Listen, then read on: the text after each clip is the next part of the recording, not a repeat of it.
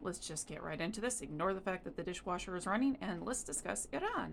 There's some stuff going on in Iran right now, namely a lot of rallies and strikes that are currently going on. On Tuesday, December 2nd, a wave of dissent swept across Iran, manifesting in a diverse array of protests ranging from human rights campaigns in major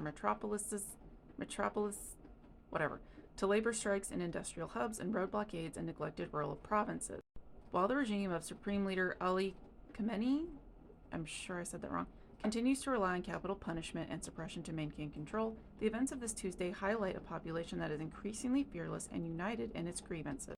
One of the things that they are protesting is the accelerating use of the death penalty.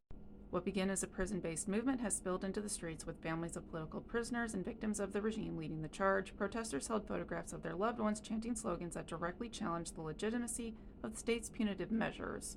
They are specifically highlighting cases of political prisoners that I'm not even going to attempt because I'm sure I'm going to say them wrong. One prominent slogan, "Execution is the regime's tool for survival," encapsulates the public sentiment that the death penalty is not being used for justice, but as a political instrument to stifle dissent. Also, in the northern city of Rasht, I'm not sure how to say that, the crisis in Iran's healthcare infrastructure was laid bare as pharmacists gathered in front of the Social Security Medical Documents building. The protest was sparked by long delays in payments from insurance organizations and crippling economic policies that have made operating pharmacies increasingly untenable. Some of this is starting to sound familiar. There are also protests about the infrastructure and the lack of safety features such as guardrails or warning signs, leading to frequent fatal accidents in mountainous terrain. University students are also part of the protests going on. Students of I'm not even going to attempt that. I'm sure I'm going to get that wrong too. University of Technology rallied on campus to protest the extremely poor quality of cafeteria food, demanding basic welfare standards and accountability from administrators.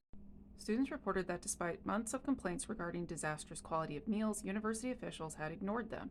In response, students gathered in the campus courtyard refusing to eat. "We won't eat a single bite until this is resolved," the students announced, noting the irony that a prestigious industrial university cannot provide basic sustenance for its scholars. As the No to Execution campaign grows in strength alongside these social and economic protests, it becomes clear that the Iranian people view their struggle not as isolated disputes, but as a singular, unified fight against a regime that offers them nothing but poverty and the gallows.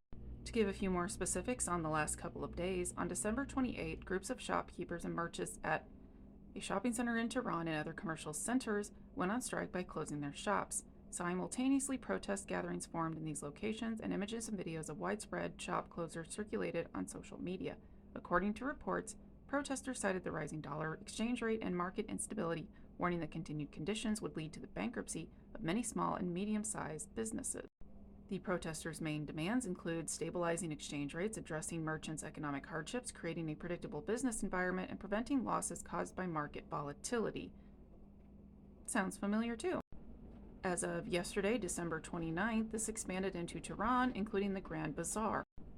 My dishwasher is way louder than I realized. Anyway, protesters voiced opposition to economic conditions and government management, citing declining purchasing power and rising living costs. And of course, something you'll see in many of the sources is that these are non-violent protests. At least from the people protesting, because footage verified by independent sources showed crowds at malls near Tehran's Grand Bazaar chanting Azadi? I'm not sure how to say that. Law enforcement forces used tear gas to disperse demonstrators outside the shopping center. Protests are still continuing today, December 30th, and strikes and security measures have expanded, with shops closing in parts of Tehran, as well as the square. I can't say any of these names. Government responses included ordering temporary closures in 11 provinces, including Tehran province, due to cold weather and energy constraints. Security forces fired on protesters in Hamadan and deployed tear gas in Tehran and Malard. I'm not sure how to say that. These protests are spreading to additional cities with slogans such as "We are all together" and "The one above me."